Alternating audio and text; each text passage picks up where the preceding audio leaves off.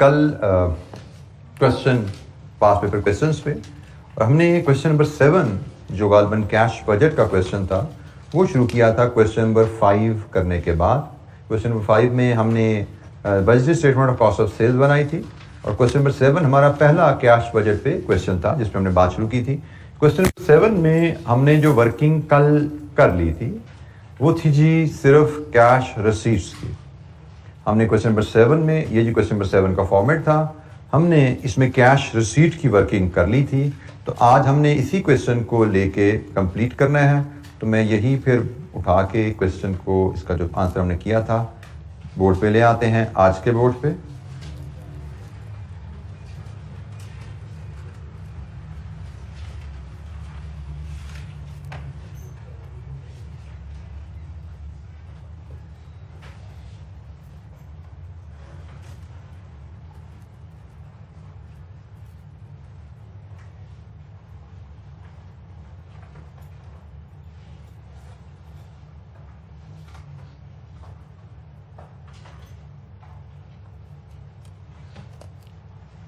अच्छा जी, हमने कल कैश सेल्स और क्रेडिट सेल्स से जो रसीट्स ले ली थी।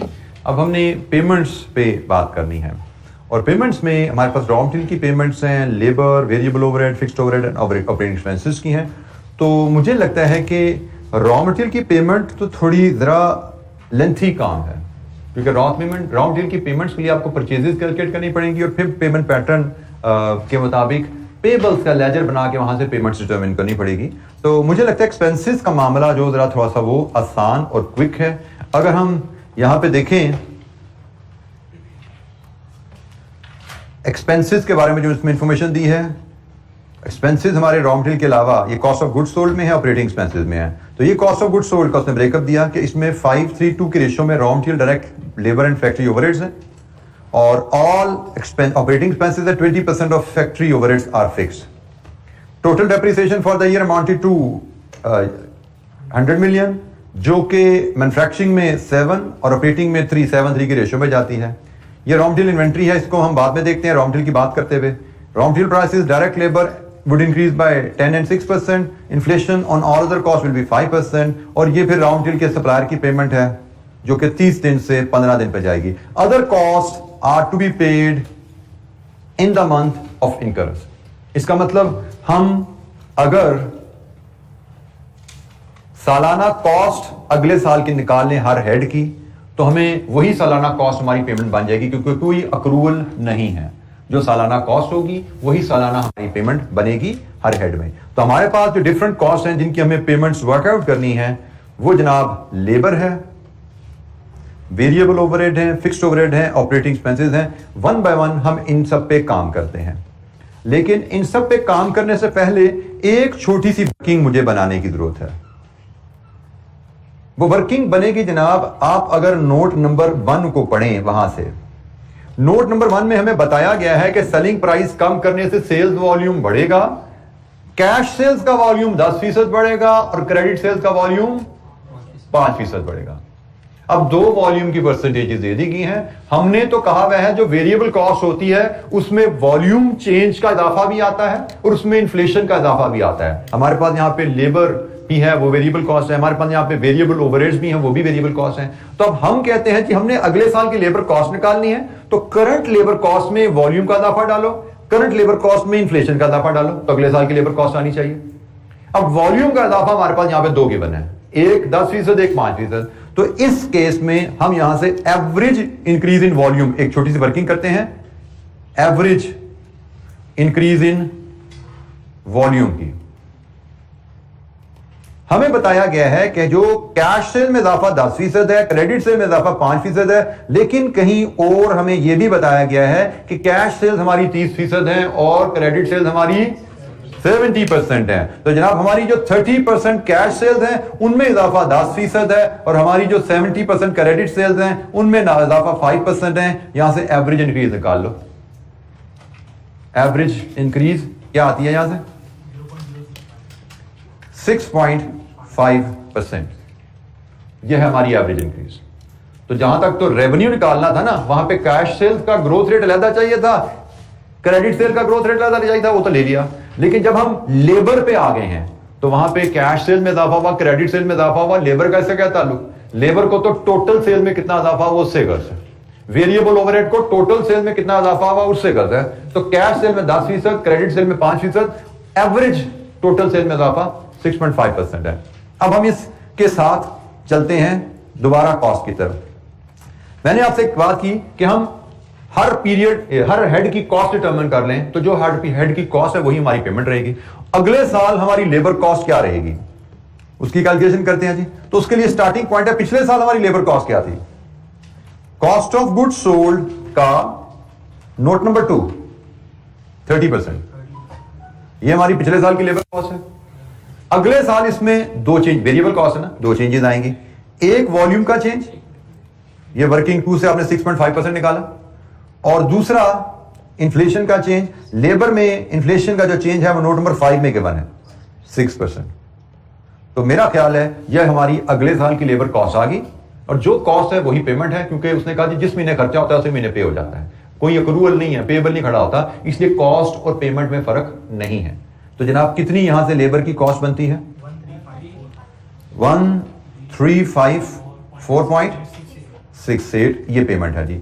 हमने 2 रिसीट्स ले ली थी, अब हमारी ये पहली लेबर की पेमेंट भी आ गई।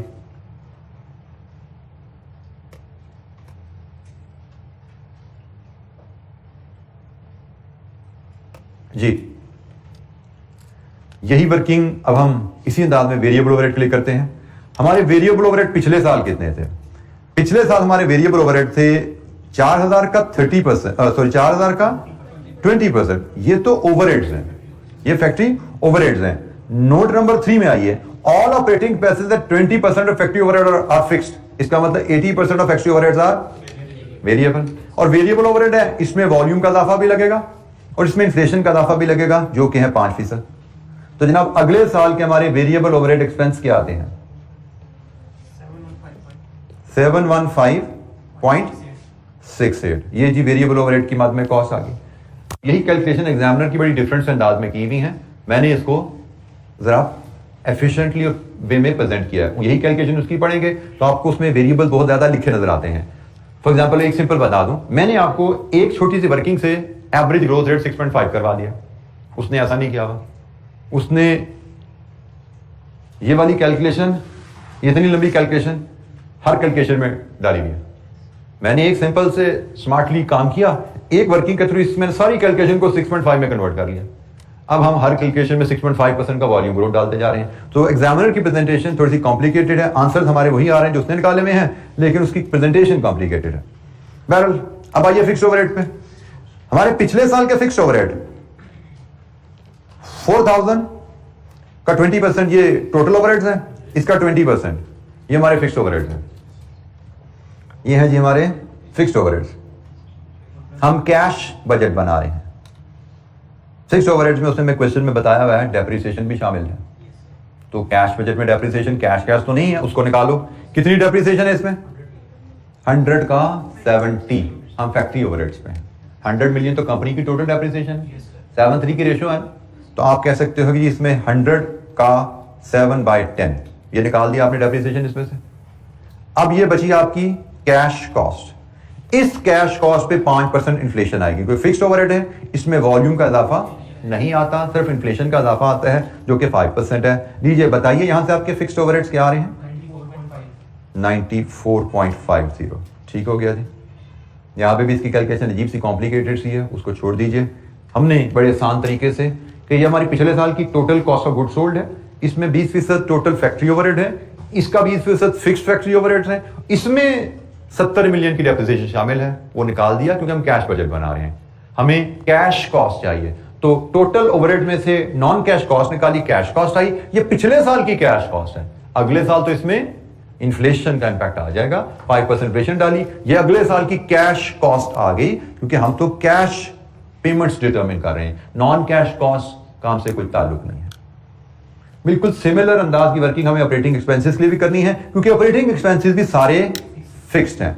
ऑपरेटिंग एक्सपेंसेस पिछले साल थे 1250, इनमें नॉन कैश डेप्रिसिएशन 100 का 3/10 शामिल है, ये निकालिए, और इसके बाद इनमें भी 5% की इन्फ्लेशन ऐड कर दीजिए। तो जनाब ये कितना खर्चा बन गया? 1281.00। इजी फिगर्स फर्स्ट के असूल के तहत मैंने पहले जो सिंपल फिगर मुझे लग रही थी रिलेटिवली मैंने उनको ट्रीट कर लिया, क्योंकि मुझे पता है रॉ मटेरियल की कैलकुलेशन थोड़ी चैलेंजिंग होने वाली है, क्योंकि इसमें फाइफो का भी जिक्र है, ठीक है जी, इसमें क्रेडिट पीरियड का भी जिक्र है। इसका मतलब मुझे परचेजेस निकालनी है, मुझे opening closing balance of creditors लेने हैं, और फिर मुझे वहां से पेमेंट्स टू सप्लायर निकालनी है फिगर जी। Any question? वर्किंग 3 हम बनाएंगे रॉ मटेरियल के अगेंस्ट पेमेंट्स के लिए।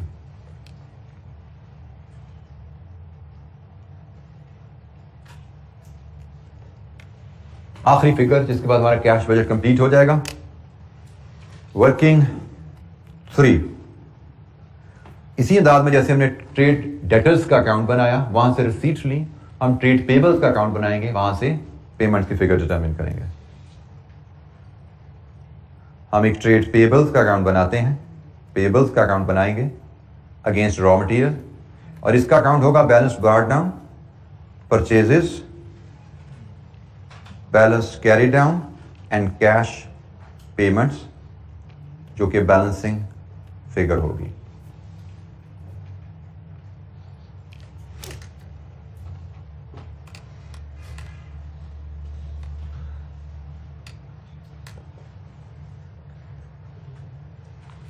अच्छा जी, परचेजेस की फिगर को देखते हैं जी। तो परचेजेस की फिगर के लिए हमें consumption plus closing stock minus opening stock, ये हमें परचेजेस की फिगर मिलेगी। तो इसके लिए हम वर्किंग 3.1 बनाते हैं। वर्किंग 3.1 में जाएं। हमने कहा जी हमारी रॉ मटेरियल कंजम्पशन आएगी पहले, फिर हम इसके बाद अगली इसमें बात। अच्छा जी, हमने रॉ मटेरियल कंजम्पशन लेनी है, बजटेड कंजम्पशन अगले साल की। हमें पता है कि जो अगले साल की कंजम्पशन होती है उसमें 2 इम्पैक्ट्स आएंगे, एक वॉल्यूम चेंज का इम्पैक्ट और एक प्राइस चेंज का इम्पैक्ट। वॉल्यूम चेंज तो हमने एवरेज निकाला हुआ है 6.5% है। प्राइस चेंज की बात करें तो यहाँ पे एक ट्रिक जो एग्जामिनर अक्सर टच कर रहा है कि फाइफो, कंपनी यूजिंग फाइफो। अब फाइफो यूज कर रहा है तो कंजम्पशन में तो कुछ मटेरियल तो पिछले पीरियड से आया होगा जो कि लास्ट ईयर की प्राइस पे होगा, और कुछ मटेरियल करंट ईयर परचेज किया होगा जो करंट ईयर की प्राइस से होगा। इसका मतलब सारी की सारी कंजम्पशन पे इन्फ्लेशन का इफेक्ट नहीं आएगा। तो इसलिए हम करेंगे क्या कि हम पहले कंजम्पशन पे सिर्फ वॉल्यूम का इफेक्ट ले लेते हैं, फिर ओपनिंग क्लोजिंग स्टॉक की एडजस्टमेंट पे विद एट ओल्ड प्राइसेस हम परचेजेस ओल्ड ईयर प्राइस में निकालते हैं, लास्ट ईयर की प्राइसेस पे परचेजेस किया है, and then we will incorporate the price effect. ठीक है जी। तो जैसे हमारे केस में लास्ट ईयर की कंजम्पशन थी 4000 million cost of goods sold का 50%, और इसमें सिर्फ वॉल्यूम इंक्रीज डालें तो इट इज 6.5% के हिसाब से, ये रुपीज इन मिलियन में जो वैल्यू आती है इट इज 2130.00। अब इसमें हम ऐड करें closing stock of raw material और इसमें से लेस करें हम opening stock of raw material, तो हमें मिल जाएगी वैल्यू रॉ मटेरियल परचेजेस की, लेकिन जिसमें अभी हमने इन्फ्लेशन प्राइस का इफेक्ट नहीं डाला, हम इसको लास्ट ईयर प्राइस कह लेंगे। ठीक है जी।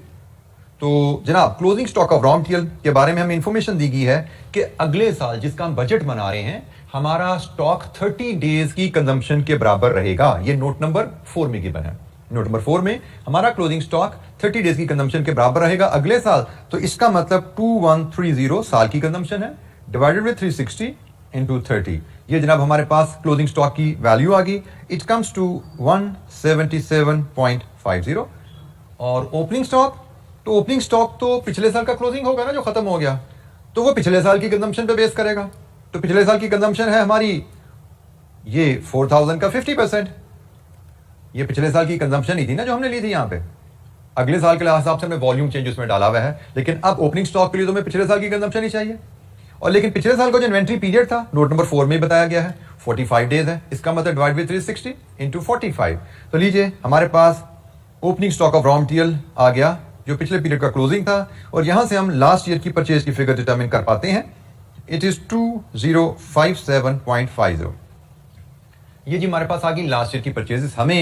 हम निकले यहां से परचेजेस की फिगर ले नहीं है, लेकिन ये परचेज आई है बजटेड परचेज, लेकिन जिसमें प्राइस अभी है लास्ट ईयर की। तो जनाब प्राइस इंक्रीज कितनी आनी है मटेरियल में? नोट नंबर 5 बताता है मटेरियल में प्राइस आनी है 10% का इजाफा आना है। तो लीजिए इसमें प्राइस इंक्रीज डालिए, ये आपकी प्रोजेक्टेड प्राइस इंक्रीज है। तो इसके बाद हमारी जो परचेजेस बनती हैं अगले साल की, जिसको हम बजटेड परचेजेस कह सकते हैं, ये हमारी बजटेड रॉ मटेरियल परचेजेस हैं, जो कि वॉल्यूम के लिए भी एडजस्ट हो चुकी हैं, जो कि प्राइस के लिए भी एडजस्ट हो चुकी हैं। और ये जो फिगर है ये हमें अपने लेजर में रिफ्लेक्ट करनी है। 2263.25 2263.25 ये हमारी ये परचेजेस वर्किंग 3.1 से आई। परचेजेस की फिगर हमारे पास आ गई अगले साल की बजटेड। तो जब अगले साल की बजटेड परचेजेस हमारे पास आ जाएं तो हम नोट नंबर 7 को स्टडी करें। अगर उसमें सप्लायर का पेमेंट पीरियड बताया गया है कि पिछले साल तो वो था 30 डेज, लेकिन अगले साल 15 दिन होगा। इसका मतलब अगले साल जब हम ये परचेजेस करेंगे हमारे सप्लायर का बैलेंस 15 दिन की परचेजेस के बराबर रहेगा। तो 2263.25 डिवाइड विद 360 इंटू 15, ये जी हमारा क्लोजिंग बैलेंस ऑफ क्रेडिटर्स आ गया 9430। अब हमारी आखिरी फिगर रह गई है, that is opening balance of creditors. हमें ओपनिंग बैलेंस मिल जाए तो हम ओपनिंग बैलेंस को डिवाइड विद 360 इंटू 30 करेंगे तो हमारा ओपनिंग बैलेंस आएगा। ओपनिंग बैलेंस, ओपनिंग परचेजेस अगर हम पिछले साल की परचेजेस हमें मिल जाए तो पिछले साल की परचेजेस को डिवाइड विद 360 इंटू 30 करेंगे, हमारा ओपनिंग बैलेंस ऑफ पेबल्स आ जाएगा। तो ये फिगर आ गई तो हमारे पास कैश पेमेंट का बैलेंस आता है और हमारा अकाउंट क्लोज होता है जी। यहां पे मुझे अब लास्ट ईयर की परचेजेस की फिगर चाहिए। लास्ट ईयर की परचेजेस की फिगर अब कहां से आएगी? लास्ट ईयर की कंजम्पशन तो अवेलेबल है। लास्ट ईयर की कंजम्पशन से ओपनिंग क्लोजिंग स्टॉक एडजस्ट करें लास्ट ईयर का, तो लास्ट ईयर की परचेजेस निकलेंगी और लास्ट ईयर की परचेजेस से यहां पे पेबल निकलेंगे। तो जनाब हम यहां पे बनाते हैं वर्किंग 3.2। वर्किंग 3.2 हम लास्ट ईयर की परचेजेस के लिए बनाते हैं। जैसे ही हमने बजटेड परचेजेस निकाली है ना, इसी तरह हम इसी अंदाज में लास्ट ईयर की परचेजेस भी बना सकते हैं। तो जनाब वर्किंग 3.2 बनाते हैं हम। लास्ट ईयर कंजम्पशन तो अभी कहीं आ रही थी, ये आ रही है 4000 का 50%, ये लास्ट ईयर की कंजम्पशन है। ये है जी आपका 2000। फिर इसमें ऐड करें closing stock of raw material last year का, इसमें लेस करें opening stock of raw material last year का, तो आपको रॉ मटेरियल परचेजेस मिल जाएंगी लास्ट ईयर की। तो जनाब अगर आप टेबल देखें क्वेश्चन में जो टॉप पे आ रहा है, उस टेबल के नीचे पहली लाइन पढ़ें तो कहता है ओपनिंग इन्वेंट्री 152 मिलियन थी। लीजिए जी ओपनिंग इन्वेंट्री तो उसने दी हुई आपको। और अगर आप थोड़ा सा एक स्टेप बैक चलें तो ये आपके पास बजटेड पीरियड की ओपनिंग, जो कि पिछले पीरियड की यकीनन क्लोजिंग है, वो भी अवेलेबल है। आपको वर्कआउट लहदा से करने की जरूरत नहीं है। तो जनाब ये अब पिछले पीरियड की कंजम्पशन, ये पिछले पीरियड का क्लोजिंग, लास्ट ईयर का क्लोजिंग, हम लास्ट ईयर का डाटा ले रहे हैं, ये लास्ट ईयर का क्लोजिंग है और ये लास्ट ईयर का ओपनिंग है। ये रेडीली अवेलेबल है, ये फिगर हम आसानी से कैलकुलेट कर पाए हैं और ये फिगर हमने पिछले पार्ट में यहां पे कैलकुलेट किया हुआ है as opening stock. Budgeted period का ओपनिंग स्टॉक पिछले साल का क्लोजिंग है। यहां से हम ले पाते हैं रॉ मटेरियल की परचेजेस लास्ट ईयर की 2098.00। लास्ट ईयर की परचेजेस हमारे पास आ जाएं और हमारे पास ये पीरियड की फिगर अवेलेबल है। हम ओपनिंग बैलेंस ऑफ पेबल ले पाते हैं 174.83। Now we can have our balancing figure. अब हम यहां पे अपनी बैलेंसिंग फिगर ला सकते हैं जो कि हमारी पेमेंट टू सप्लायर है। It is 2343.78। लीजिए जी 2343.78 ये हमारी कैश पेमेंट की फिगर है। Let's put it here 2343.78। This completes our cash budget. हमें सिंपली यहां पे इसको सम करना है। कैश बजट 2343.78, इसको सम करेंगे, हमारा कैश बजट कंप्लीट है and we are done with question number 7। हम बजटिंग के एरिया पे पास पेपर क्वेश्चंस कर रहे थे। कैश बजट का हमने क्वेश्चन नंबर 7 देखा। कैश बजट पे ही मजीद कुछ सवाल हम देखना चाहेंगे और अगला सवाल जो अब हम देखेंगे कैश बजट पे, that is question number 8। Question number 8 भी एक अच्छा सवाल है जी, और जो कुछ की ट्रीटमेंट एग्जामिनर हमसे करवाता है वो की ट्रीटमेंट इस क्वेश्चन में भी रिपीट हो रही हैं। तो let's have a look at now question number 8। अच्छा जी, क्वेश्चन नंबर 8, ये क्वेश्चन है जी हमारा लोटस एंटरप्राइजेस के नाम के ऑटम 16 का क्वेश्चन 1 है। ऑटम 16 क्वेश्चन 1 सवाल शुरू करते हैं जी हम रिक्वायरमेंट से। एक बड़ा अच्छा क्वेश्चन है कैश बजट पे, और कुछ की वर्किंग्स जो मैंने पिछले सवाल में भी आपसे पेबल्स फाइफो का कॉन्सेप्ट डिस्कस किया, इसमें भी कोई वैसी बातें आने वाली हैं, बल्कि उससे भी एक स्टेप आगे जाएगा। सो ये हम कह सकते हैं कि एग्जामिनर की कुछ फेवरेट वर्किंग है जो टच कर रहा है। तो जनाब, requirement prepare cash budget for the next year. Assume that all transactions occur evenly throughout the year, 360 days, unless otherwise specified. तो let's read the question first, फिर बात करेंगे इसके ऊपर कैसे हमने इसको प्रेजेंट करना है जी। Lotus Enterprises, the following information has been extracted from the projected financial statements of Lotus Enterprises for the year ending 30th September 2016. Rupees in million में जी हमारे पास ये डाटा है। सेल्स प्रोजेक्टेड है जी 100% क्रेडिट 3000, रॉ मटेरियल कंजम्पशन 900,000। अच्छा, यहां पे एक चीज मैं थोड़ी सी क्लियर कर दूं आपको। यहां पे वर्ड लिखा हुआ है प्रोजेक्टेड और डेट क्या है 30 सितंबर, और पेपर आप कब दे रहे हैं? सितंबर के फर्स्ट वीक में। तो मैं यहां पे जो रजिस्टर करने की बात है कि आप 7-8 सितंबर 2016 को बैठे पेपर दे रहे हैं और ये 30 सितंबर के रिजल्ट हैं।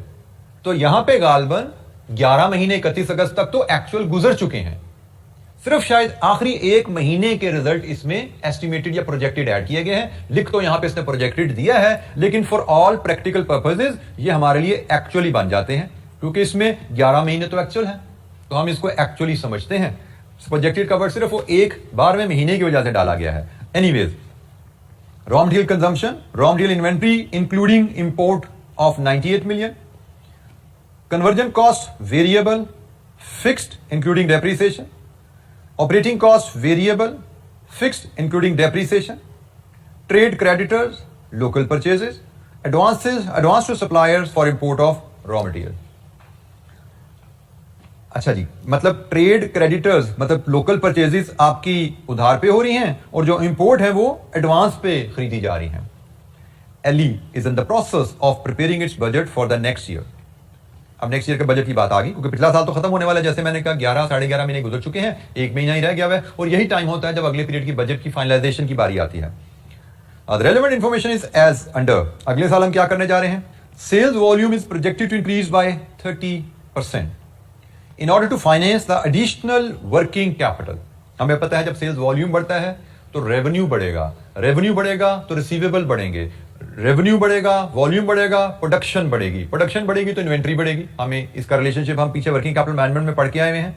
So we will need additional working capital. So company की पॉलिसी क्या है? Management has decided to adopt the following measures. Additional working capital requirement को मीट करने के लिए कुछ स्टेप लिए जा रहे हैं।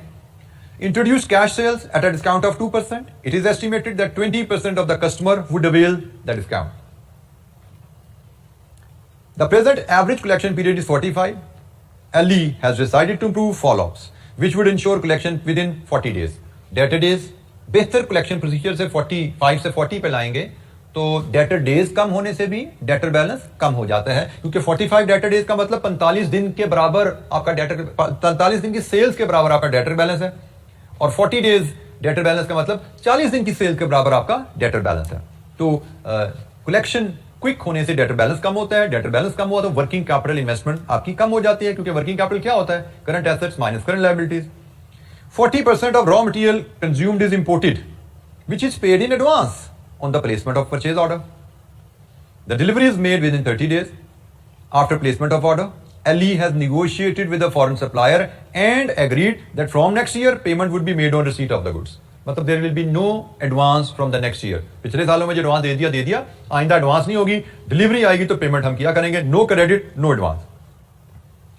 As a result of increased production, economies of scale would reduce variable conversion cost per unit by 5%। Economies of scale आएंगी, इंक्रीज्ड वॉल्यूम 30% वॉल्यूम बढ़ना ना, उससे ज्यादा प्रोडक्शन से economies of scale 5% conversion cost, variable conversion cost 5% नीचे जाएगी। Due to price increases, cost of raw material and all other costs except depreciation would increase by 10% and 8% respectively. So raw material 10% से, all other costs 8% से बढ़ेंगी। Depreciation ना भी लिखे तो हमें पता है कैश बजट के लिए वो रेलेवेंट नहीं होती। Average days for the payment of other costs would remain same, that is 25 days. Other costs से मुराद आपके जो variable fixed expenses हैं उनका भी आप पेमेंट 25 दिन के डिले से करते हैं। इसका मतलब यही बन जाता है कि आपके क्रेडिटर सिर्फ रॉ मटेरियल के अगेंस्ट नहीं आएंगे, आपके एक्सपेंसेस के अगेंस्ट भी क्रेडिटर्स आएंगे, और आपके एक्सपेंसेस के क्रेडिटर का बैलेंस 25 दिन के खर्चे के बराबर होगा। सालाना खर्चा से 25 दिन का खर्चा निकालेंगे, वो आपके एक्सपेंसेस के क्रेडिटर्स का बैलेंस रहेगा। There is no opening and closing finish goods inventory. Quantity of closing local and imported raw material as a percentage of raw material consumption would remain the same. मतलब आपका imported raw material भी stock में रहेगा, आपका local raw material भी stock में रहेगा, लेकिन वो स्टॉक आपका बढ़ेगा, बढ़ जाएगा, चेंज हो जाएगा, बल्कि कहना चाहिए वो चेंज हो जाएगा। किस रेशियो से? जिस रेशियो से आपकी कंजम्पशन चेंज होगी। आपकी कंजम्पशन चेंज होती है किस रेशियो से? जिस रेशियो से आपकी प्रोडक्शन बदलती है, और प्रोडक्शन कितनी बढ़ेगी उसका ताल्लुक कहीं सेल से जाकर जुड़ता है। तो जितनी आपकी प्रोडक्शन बढ़ेगी उतनी आपकी कंजम्पशन बढ़ेगी, और जितनी आपकी कंजम्पशन बढ़ेगी उसी रेशियो में आपका रॉ मटेरियल का स्टॉक, इंपोर्टेड है या लोकल, वो बढ़ेगा। ये closing stock of raw material के बारे में गाइडलाइन है। एली यूजेस FIFO, फिर FIFO मेथड ऑफ इन्वेंट्री आ गया। रॉ मटेरियल का स्टॉक भी मेंटेन कर रहे हैं, कंजम्पशन भी आएगी, प्राइस इंक्रीज भी है, FIFO भी है। वही बात जो हमने पिछले सवाल में डील किया था, वही लगभग कॉन्सेप्ट उसने यहां पे भी आपके साथ टेस्ट करने जा रहा है। अच्छा जी, सवाल हमने पढ़ लिया। हमें सवाल में कहीं कैश बजट को पीरियोडिक बजट में ब्रेक करने का डाटा नहीं मिला। इसका मतलब हमें एक कॉलम बनाना है कैश बजट का। ठीक है जी, हम एक कॉलम में कैश बजट बनाएंगे, और जो मैं आइटम्स कैश बजट में आइडेंटिफाई कर पा रहा हूं, जो फॉर्मेट हमारा होता है स्टैंडर्ड सा फॉर्मेट, उस पर अगर मैं ड्रॉ करूं तो सबसे पहले हम कैश रिसीट्स लाते हैं जी। कैश रिसीट्स में हमारे पास कैश सेल्स हैं और हमारे पास क्रेडिट सेल्स हैं। क्योंकि पिछले साल तो 100% क्रेडिट कर रहे थे, आने वाले साल में हमारी कुछ सेल्स कैश पे जाएंगी, क्योंकि हम वर्किंग कैपिटल मैनेज करना चाह रहे हैं, डिस्काउंट ऑफर करके कैश इकट्ठा कर रहे हैं। मतलब पिछले साल हमारी सारी सेल्स क्रेडिट थी, सारी सेल्स की बेसिस पे डेटर्स कैलकुलेट हो रहे थे। अब हमने कुछ सेल्स कैश पे शिफ्ट कर दी हैं, क्रेडिट सेल्स कम हो जाएंगी, तो डेटर्स का बैलेंस तो क्रेडिट सेल्स की बेसिस पे कैलकुलेट किया जाता है ना। तो जब हमारी क्रेडिट सेल्स कम हो जाएंगी तो डेटर का बैलेंस यहां से भी कम होगा। फिर आपको याद होगा हमने पढ़ते हुए देखा था, उसने कहा कलेक्शन भी क्विक करनी है, तो सिर्फ क्रेडिट सेल नहीं काम करनी, डेटर से कलेक्शन भी तेज करनी है 45 की जगह 40 दिन में, ताकि डेटर बैलेंस मजीद कम कर सके, हमारी इन्वेस्टमेंट मजीद कम हो। एनीवे, कैश रिसीट्स आएंगे जी, दो हेड्स ही हैं हमारे पास।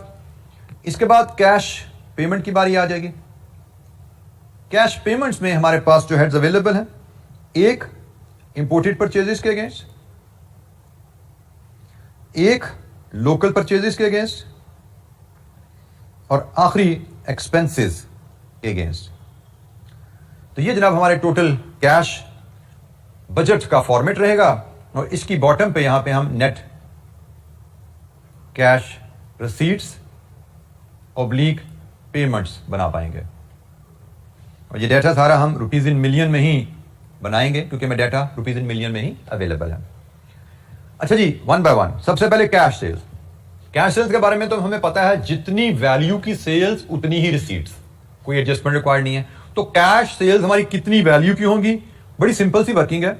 उसने कहा पिछले साल आपकी टोटल सेल 3000 मिलियन थी, अगले साल इनमें 30% का वॉल्यूम इंक्रीज आएगा। प्राइस इंक्रीज का उसने कोई जिक्र नहीं किया, उसने कहा जी अगले साल 30% का वॉल्यूम इंक्रीज आएगा, और फिर आप 20% सेल कैश पे कर पाओगे 2% डिस्काउंट के साथ। लीजिए जी, ये है आपकी cash sales equal to cash receipts की फिगर 764.40। पिछले साल की टोटल सेल्स में 30% का वॉल्यूम इंक्रीज, नोट नंबर 1, और उसमें से फिर 20% कैश सेल्स, 2% डिस्काउंट पे हम अचीव करेंगे। अच्छा जी, इसके बाद बारी आ जाती है क्रेडिट सेल से रिसीट्स की। तो बिल्कुल जैसे हमने पिछले सवाल में क्रेडिट सेल से रिसीट्स बनाई थी, कैसे बनाई थी? डेटर अकाउंट बना के। तो हम डेटर अकाउंट बनाएंगे और वहां से हम cash receipts against credit sales determine कर लेंगे। लीजिए जी, ये हमारा ट्रेड डेटर अकाउंट है। अकाउंट की कंस्ट्रक्शन होती है, बैलेंस ब्रॉट डाउन होता है, फिर यहां पे क्रेडिट सेल्स आती हैं, फिर आपका बैलेंस कैरिड डाउन होता है, और कैश रिसीट्स आपकी बैलेंसिंग फिगर रहेगी यहां पे। ठीक है जी, ये हमारी कंस्ट्रक्शन है हमारे इस लेजर अकाउंट की, जहां से हम कैश रिसीट्स आइडेंटिफाई करेंगे। अच्छा जी, starting with the opening balance brought down. हमें पहले तो पिछले साल का बताया गया सारी सेल क्रेडिट थी, 3000 मिलियन की सेल थी, सारी क्रेडिट थी। और नोट नंबर 1 की सेकंड बुलेट में बताया गया कि पिछले साल हमारा कलेक्शन पीरियड 45 डेज चला था। इसका मतलब पिछले साल की सालाना सेल डिवाइडेड विद 360, एक दिन की सेल इनटू 45, ये पिछले साल का डेटर बैलेंस आ गया। पिछले साल की सेल पे बेस करके 45 दिन के बराबर 375.00, ये पिछले साल का डेटर बैलेंस आ गया। अब इसमें अगले साल की क्रेडिट सेल डालनी है। तो जनाब अगले साल की क्रेडिट सेल्स पिछले साल की सेल्स में 30% का वॉल्यूम का इजाफा आएगा और इसकी 80% क्रेडिट होंगी, क्योंकि 20% तो कैश में चलेगी ना। तो 80% क्रेडिट सेल्स 3120,000 और फिर डेटर्स का क्लोजिंग बैलेंस क्रेडिट सेल्स पे डिपेंडेंट है, लेकिन हमारे डेज अब 40 रह गए हैं। तो डेटर्स का क्लोजिंग बैलेंस होगा आपकी credit sales divide with 360 into 40। लीजिए जी, यहां से आपको मिला डेटर्स का credit closing balance 346.67। Now you can have the balancing figure 1 2 -3 balancing figure. ये आपकी कैश रिसीट्स हैं against credit sales. Cash receipts against credit sales debtors account से हमने जैसे पिछले क्वेश्चन में ड्रॉ की वैसे ही हमने यहां से निकाली इनको 3148.33 3148.33। अच्छा जी, अब हम बाकी पेमेंट्स की तरफ आते हैं। मुझे लगता है कि पेमेंट्स में आल्दो मैंने सीक्वेंस तो कुछ ऊपर से नीचे को लिखा, लेकिन मुझे आसानी लग रही है कि पहले मैं इसको डील करूं, फिर मैं इसको डील करूं और फिर मैं इसको डील करूं। मुझे इसमें जरा थोड़ी सी आसानी लग रही है, तो मैं इसको इस अंदाज में ही लेके चलता हूं। सबसे पहले मैं एक्सपेंसेस की पेमेंट लाता हूं। एक्सपेंसेस की पेमेंट के लिए हमें जो चीजें चाहिए होती हैं, एक एनुअल कॉस्ट, अगले साल की सालाना कॉस्ट क्या है। दूसरी, अगर उसमें कोई नॉन कैश कॉस्ट है निकाल दो। तीसरी, उसका पेमेंट पैटर्न क्या है। ये तीन चीजें मिलके आपको पेमेंट अगेंस्ट एक्सपेंसेस की फिगर मिलती है। तो हमें सवाल को देखते हुए अंदाजा होता है कि कॉस्ट में कुछ वेरिएबल कॉस्ट भी हैं, कुछ फिक्स कॉस्ट भी हैं। पिछले साल का डाटा में जो अवेलेबल है उसमें कुछ वेरिएबल कॉस्ट भी हैं, कुछ फिक्स कॉस्ट भी हैं। तो हमें पता है कि वेरिएबल कॉस्ट में तो अगले साल में जाके वॉल्यूम का इजाफा भी आएगा और इन्फ्लेशन का इजाफा भी आएगा, लेकिन फिक्स कॉस्ट में सिर्फ इन्फ्लेशन का इजाफा रहने वाला है। फिर लेकिन फिक्स कॉस्ट में इजाफा डालने से पहले डेप्रिसिएशन उसको हमने फारिग करना है, क्योंकि हम कैश बजट बना रहे हैं, हमें कैश कॉस्ट की फिगर चाहिए। और चूंकि नोट नंबर 4 में बताया गया है कि कॉस्ट जो हम पे करते हैं वो भी क्रेडिट पे हैं, तो इसका मतलब उसकी पेमेंट टर्म भी हमें गिवन है। तो जब हमें कॉस्ट पता लग जाए, पेमेंट टर्म पता लग जाए, तो हम फिर बनाएंगे क्रेडिटर अगेंस्ट एक्सपेंसेस का अकाउंट। हम वर्किंग 2 बनाते हैं, क्रेडिटर अगेंस्ट एक्सपेंसेस का अकाउंट। इस अकाउंट में हम डाटा जो फीड करेंगे, हम क्रेडिटर का बैलेंस ब्रॉट डाउन लाएंगे यहां पे, फिर हम एक्सपेंसेस फॉर द ईयर, ठीक है जी, जो बजटेड हमारी कॉस्ट है, बजटेड एक्सपेंसेस हैं, वो हम यहां पे फीड करेंगे। देन बजटेड एक्सपेंसेस के बेस पे हम बैलेंस कैरी डाउन डिटरमिन करेंगे और देन हमारी बैलेंसिंग फिगर यहां पे आ जाएगी कैश पेमेंट की, जो हमारी कैश बजट में रिफ्लेक्ट होनी है। लीजिए जी, ये है हमारी ओवरऑल अकाउंट जिससे हमने cash payment against expenses determine करनी है। अच्छा जी, स्टार्टिंग पॉइंट हम ओपनिंग बैलेंस से बात शुरू करते हैं। ओपनिंग बैलेंस हमारा पिछले साल की कैश कॉस्ट 25 दिन की उसके बराबर रहेगा। तो जनाब पिछले साल की कैश कॉस्ट, पहले पिछले साल की टोटल कॉस्ट लें 570, आपकी conversion cost variable plus 40 fixed cost, साथ ही इसमें से डेप्रिसिएशन लेस कर दीजिए, 40 में 16 डेप्रिसिएशन है माइनस कर दीजिए, plus operating variable 730 plus operating fixed 120, साथ ही इसमें से 27 इसकी डेप्रिसिएशन लेस कर दीजिए। तो ये जनाब हमारी कैश कॉस्ट आ गई। हमने ये भी डेप्रिसिएशन लेस कर दी, ये भी डेप्रिसिएशन लेस कर दी। पिछले साल की टोटल कॉस्ट ली, उसमें से डेप्रिसिएशन लेस कर दी, कैश कॉस्ट आ गई।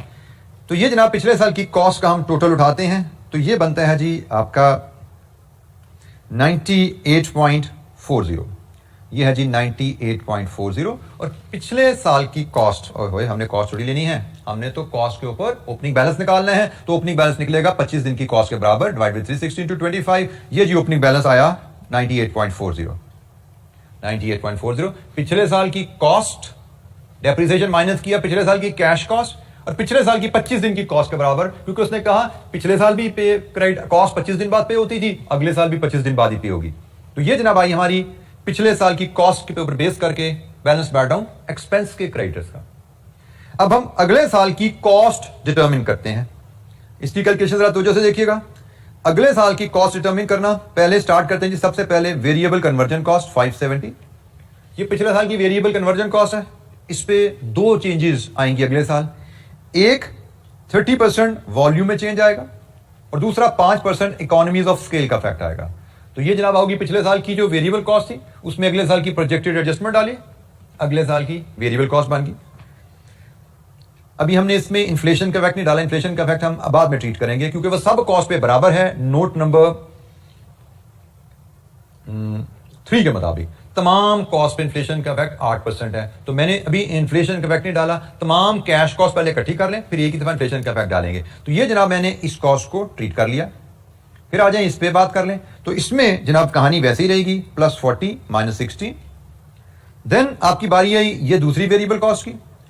इस पे एक तो वॉल्यूम का फैक्ट आना ही आना है जी, एक तो वॉल्यूम का फैक्ट आना ही आना है, और इसके अलावा इसमें तो इकोनॉमीज का फैक्ट नहीं है। ठीक हो गया जी। फिर आप आ जाइए operating fix cost 120 -27। Fix cost में तो वॉल्यूम का फैक्ट नहीं आना।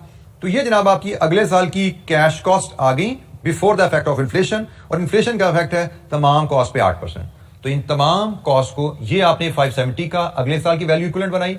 इसमें अगले साल कोई चेंज नहीं है, वैसे ही रहा। तो इन्फ्लेशन का चेंज आना है, हम बाद में डालेंगे। ये भी वेरिएबल कॉस्ट है, इसमें भी वॉल्यूम का चेंज 30% डाल दिया। ये फिक्स कॉस्ट है, ये भी ऐसा रहा। डेप्रिसिएशन हमने दोनों जगह माइनस कर दी हुई है, यहां पे निकाल दी, यहां पे निकाल दी। अब ये सारी variable plus fixed cash cost है, और इस पे हमने 8% इन्फ्लेशन का इफेक्ट लगाना है। तो हमें अगले साल की प्रोजेक्टेड या बजटेड कॉस्ट मिल गई 1911.55, और अगले साल का पेबल हमारा इस अगले साल की कॉस्ट पे डिपेंड करेगा। क्लोजिंग बैलेंस अगले साल की कॉस्ट 25 दिन के बराबर कितनी होती है वो डिटरमिन कर लें। यहां पे जी 1911.55 डिवाइडेड विद 360 इंटू 25 लीजिए जी 132.75, और यहां से बैलेंसिंग फिगर हमारी आ गई 1877.20।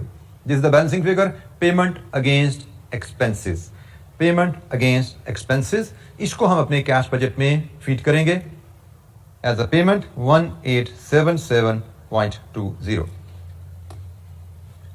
तो हमने चूंकि एक्सपेंसेस भी क्रेडिट पे चल रहे थे, तो इसलिए हमने क्रेडिट पे एक्सपेंसेस को पेमेंट उनकी डिटरमिन करने के लिए हमने क्रेडिटर्स अगेंस्ट एक्सपेंसेस का अकाउंट बनाया, और वहां से हमने cash payment against expenses draw की।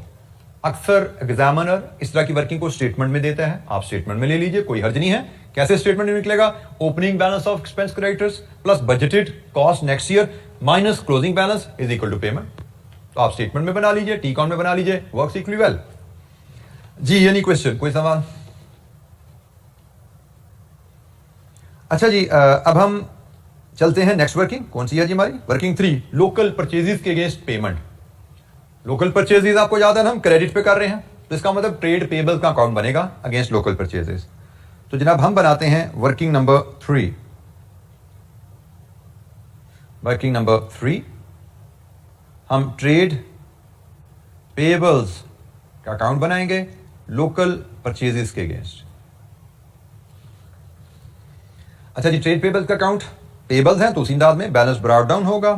फिर आपकी परचेजेस आएंगी लोकल, फिर आपका बैलेंस कैरी डाउन होगा, और ये जनाब आपकी कैश पेमेंट की फिगर आएगी जो कि बैलेंसिंग होगी। ठीक है जी, जैसे हम पहले करते आ रहे वर्किंग, ये उसी अंदाज की आपकी वर्किंग है। तो as far as opening balance is concern, वो तो क्वेश्चन में रेडीली अवेलेबल है, टेबल में ही जाइए, सेकंड लास्ट लाइन 95 मिलियन आपका ओपनिंग बैलेंस ब्रॉट डाउन है। अब हमें परचेजेस डिटरमिन करनी है। तो परचेजेस की वर्किंग का अंदाज इसका लगभग वही रहने वाला है जो हमने पिछले सवाल में किया था। तो हम वर्किंग 3.1 बनाते हैं परचेजेस के लिए जनाब।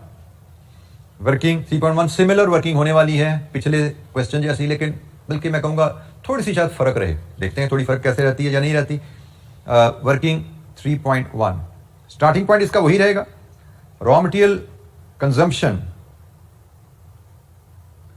इसके साथ मैं वर्ड प्रोजेक्टेड का यूज कर लूं, प्रोजेक्टेड रॉ मटेरियल कंजम्पशन अगले साल की, लेकिन प्राइस में इसका चेंज नहीं डालना हमने, क्योंकि यहां पे भी वही मसला है कि भाई कंजम्पशन में तो ओपनिंग स्टॉक से भी कंज्यूम होगा स्टॉक, और प्राइस चेंज ओपनिंग स्टॉक पे तो इफेक्ट नहीं होती, वो तो सिर्फ करंट ईयर परचेज पे इफेक्ट होती है।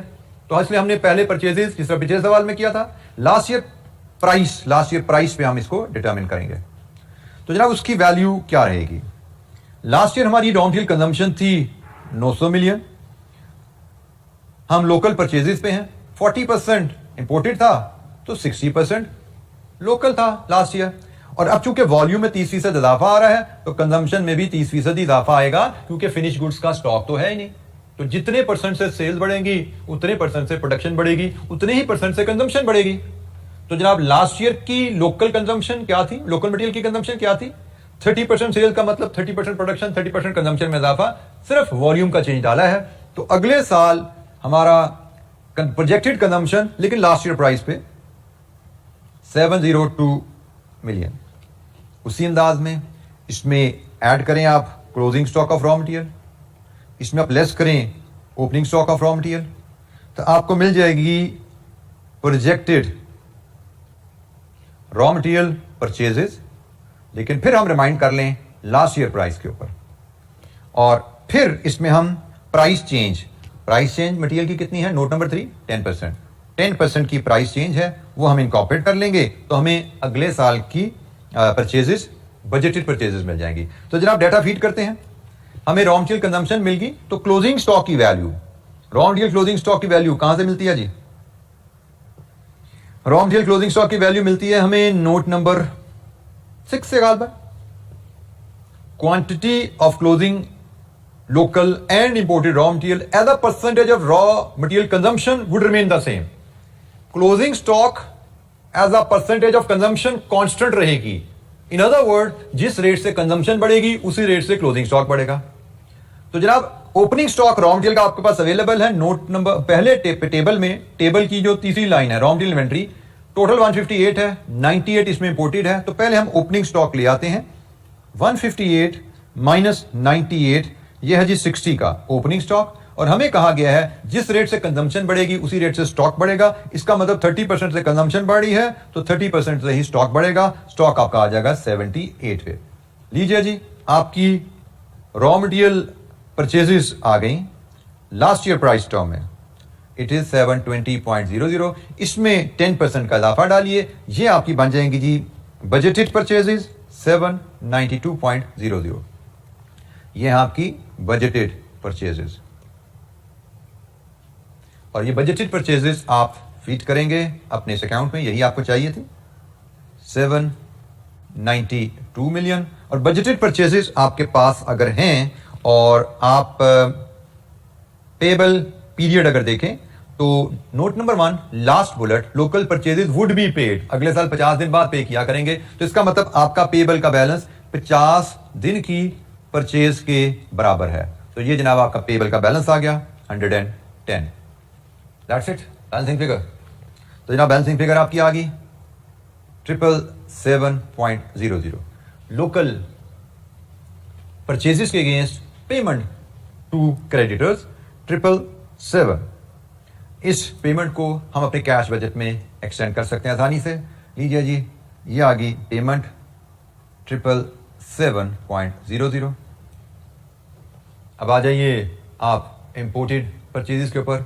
यहाँ पे मैं फिर आपको क्लैरिफाई कर दूं, एक पहले भी मैं बार बार बताता रहता हूँ, मेरी प्रेजेंटेशन एग्जामिनर से काफी डिफरेंट होती है, और यहाँ पे भी एग्जामिनर की प्रेजेंटेशन काफी कॉम्प्लिकेटेड एट टाइम हुई भी है। इवन मुझे अगर कहीं इसको ऑडिट करो, समझो जो जिसके आप अक्सर एक्सपर्ट बनने की कोशिश करते रहते हैं, तो मैं भी इसको समझने की कोशिश करता, तो मुझे भी बड़ा चैलेंज आया था कि भाई इसने किया क्या हुआ है, क्योंकि सारी बात है मैंने आपसे चीजें डिस्कस करनी होती है। तो I want to be clear on the nature of their calculation and presentation as well. तो वैसी कैलकुलेशन का फॉर्मेट है कि मुझे भी समझने में उसको आप समझें कि दांतों तले पसीना आ जाता है। सो इसलिए मैं आपको जनरली डिस्करेज करता हूं कि इनके फॉर्मेट्स का ना देखिया करिए, अपना दिमाग इस्तेमाल कीजिए, खुद डेवलप कीजिए कि मुझे कैसे चीजों को प्रेजेंट करना चाहिए। तो अब इसी अंदाज में हमें इंपोर्टेड परचेजेस के अगेंस्ट जो पेमेंट होनी है वो डिटरमिन करनी है। लेकिन इंपोर्टेड परचेजेस के अगेंस्ट जो पेमेंट होनी है वो होनी है, परचेजेस हमारी इंपोर्टेड जो है वो एडवांस पेमेंट पे है जी। तो हम इसके लिए भी एक अकाउंट बनाएंगे, और वो अकाउंट बनेगा एडवांसेस टू सप्लायर का। हमारी वर्किंग नंबर 4 आ रही है जी, वर्किंग नंबर हमारी 4 आ रही है, एडवांसेस टू सप्लायर, और ये है जी इंपोर्टेड रॉ मटेरियल के अगेंस्ट।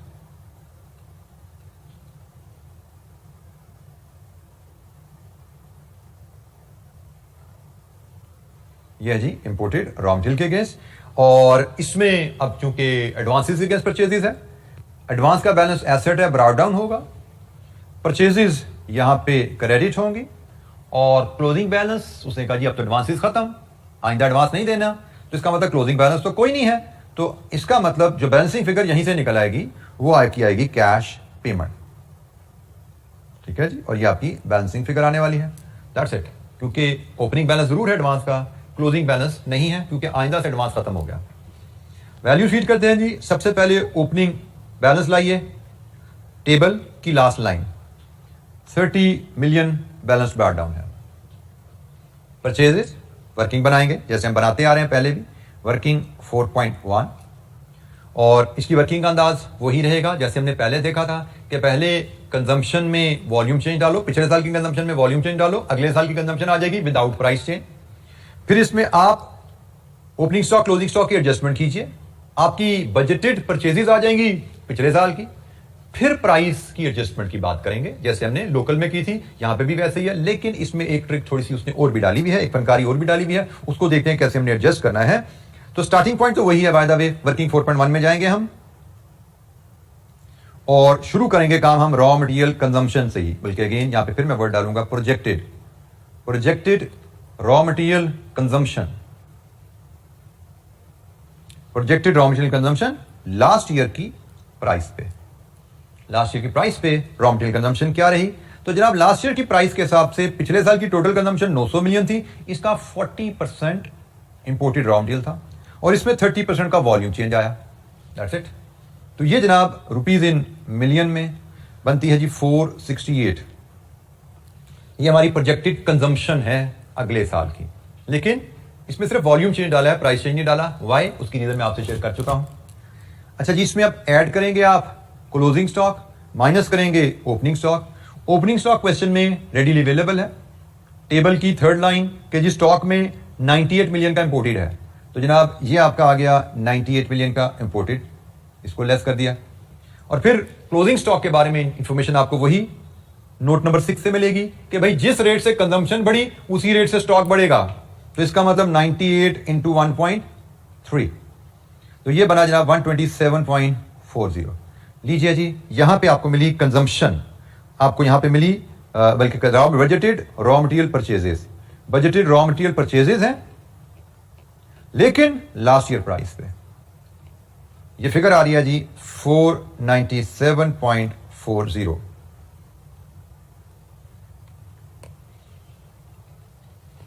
बिल्कुल उसी तरह जैसे पिछले सवाल में लोकल परचेजेस में हमने डिटरमिन की थी परचेजेस, वैसे ही आई हैं। अब यहां पे मैंने डायरेक्ट प्राइस चेंज यहां नहीं डाला क्योंकि इसमें जैसे मैंने कहा था थोड़ी सी एग्जामिनर ने ट्रिक और डाली हुई है। अब वो ट्रिक क्या है, ये 497 की हमारी नेक्स्ट पीरियड की परचेजेस हैं जिसमें प्राइस एडजस्ट नहीं हुई।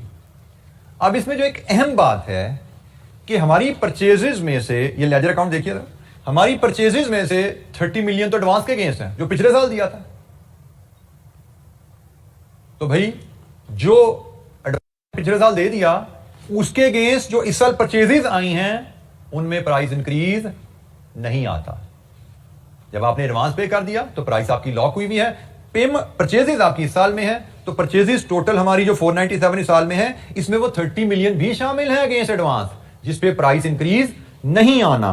तो इसलिए अब हम जब फाइनल अपनी बजटेड परचेजेस बनाएंगे तो उसकी वर्किंग हमारी कुछ ऐसे दिखेगी।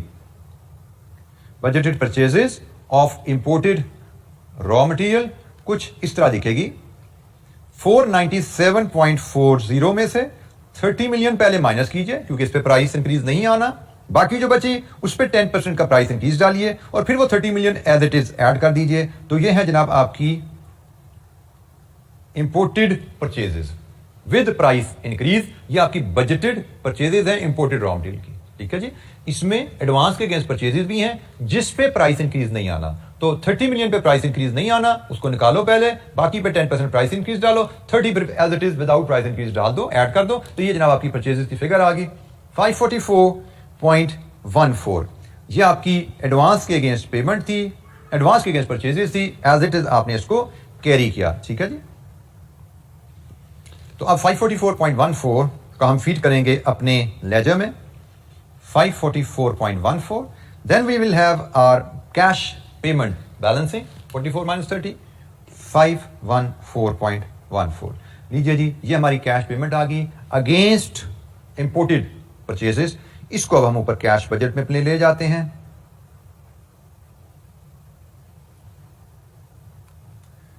$514.14। लीजिए जी, this completes our cash budget. यहां पे सम करेंगे, हमारा कैश बजट कंप्लीट है। अच्छा जी, आज के लिए इतना ही। हमने दो बड़े कंप्रीहेंसिव क्वेश्चन कैश बजट के किए हैं। हमारी कैश बजटिंग पे हमारी कुछ एक्टिविटी रहती है। 1 से 2 सवाल मेरे जहन में है विद वेरी लिटिल डिस्कशन। उन 2 सवालों को और जो एडिशनल डिस्कशन है इसको हम थ्रू एक्स्ट्रा क्लास कवर करेंगे। एज यू ऑल नो, हम रेगुलर क्लास में हमारा नया topic last chapter financial risk management शुरू हो चुका है। सो जो बजटिंग के फर्दर प्रैक्टिस क्वेश्चन है वो मैं आपको एडिशनल एक्स्ट्रा क्लास में आप लोगों से टाइमिंग भी शेयर कर लूंगा, जो बच्चे ताकि उस क्लास में आना चाहें और उनको अटेंड कर लें। बाकी अदरवाइज जैसे तमाम लेक्चर्स आपको LMS पे अवेलेबल हैं, वो एडिशनल प्रैक्टिस क्वेश्चन भी आपको विद सम एक्स्ट्रा डिस्कशन, जो चैप्टर के एंड पे हमारे 2 पेजेस की डिस्कशन है, नॉट वेरी सिग्निफिकेंट, लेकिन मैं चाहूंगा कि हम उसको भी जरूर कवर करें। 15-20 मिनट उस पर भी लगाएं, आधा घंटा, तो वो आपको थ्रू एक्स्ट्रा क्लास हम उसको कवर कर रहे होंगे। फिलहाल we are moving with the last chapter, financial risk management. Thank you very much. Assalamu alaikum.